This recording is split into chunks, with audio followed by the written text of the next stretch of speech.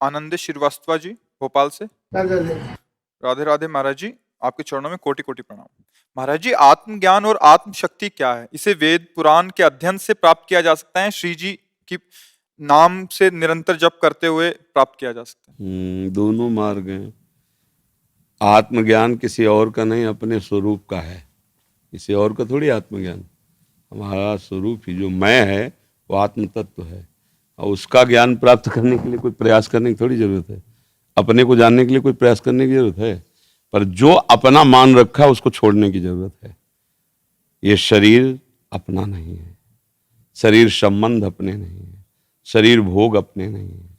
हमारा स्वरूप निर्विकार है, चैतन्य घन है, असंग है। इसे कहते हैं आत्मज्ञान। और जब वो अनुभव हो जाता है तो उसे कहते हैं आत्मबोध। जब हो जाता है आत्मबोध तो शक्ति संपन्न हो जाता है, आत्मशक्ति संपन्न।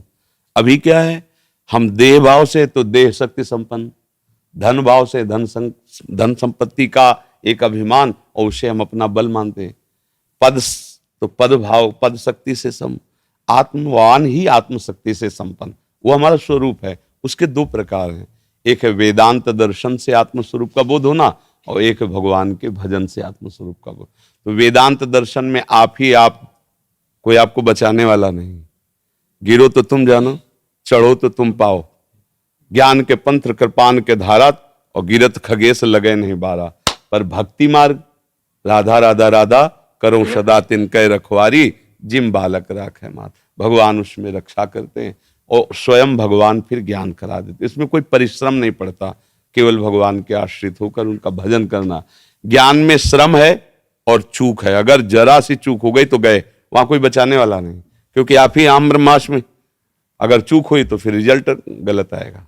यहां चूक होने पर भी रिजल्ट सही आएगा, क्योंकि सहारे हो ना भगवान के, प्रभु के सहारे हो। जैसे पिता जांचने में कापी बैठे, वही अध्यापक रहा हो, और उसका पुत्र की जब कापी आएगी तो सब कापियों के साथ वो रखी जरूर है, लेकिन नजर उसमें रहेगी कि अच्छा धीरेन्द्र हमारे लड़के के हैं, तो आसपास देख करके वो फटाफट नंबर सही आएंगे। समझ रहे ना? औरों में अच्छा लिखा भी है तो उसमें जांच करेगा और फिर नंबर देगा, लेकिन मेरा बेटा है उसमें वो कोशिश करेगा कि नंबर। तो ऐसे ही भगवान के आश्रित होने पर भगवान मेरा है ना, तो नंबर सही दे देते हैं। और जब ऐसे चलोगे पढ़ाई में तो फिर उसमें जितना है उतने नंबर मिलेगा। इसीलिए भगवान ने गीता जी में कहा है, अपिचेत सुदुराचारो भजते माम अनन्य भाग, साधुरेव समन्तव्य सम्यक व्यवसिता।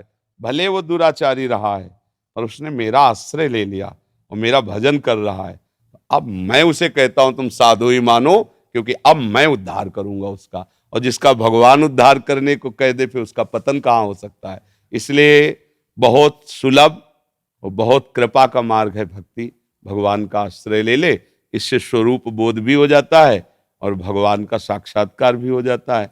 जैसे एक एक कवल अन्न पाने पर क्षुधा निवृत्ति तुष्टि पुष्टि होती जाती है, ऐसे ही एक एक भजन करने पर एक एक क्षण भगवान का ज्ञान, स्वरूप का बोध और संसार का ये जो रहस्य है प्रकाशित हो जाता है। विशुद्ध भक्ति, विशुद्ध ज्ञान, विशुद्ध वैराग्य, ये सब प्राप्त हो जाता है। खूब भजन करे और जानने की कोशिश न करे, वो जना देंगे। सोई जाने देव, वो जना देंगे। तुम तो बस राधा राधा बोलो, खूब भजन करो, भगवद आश्रित रहो।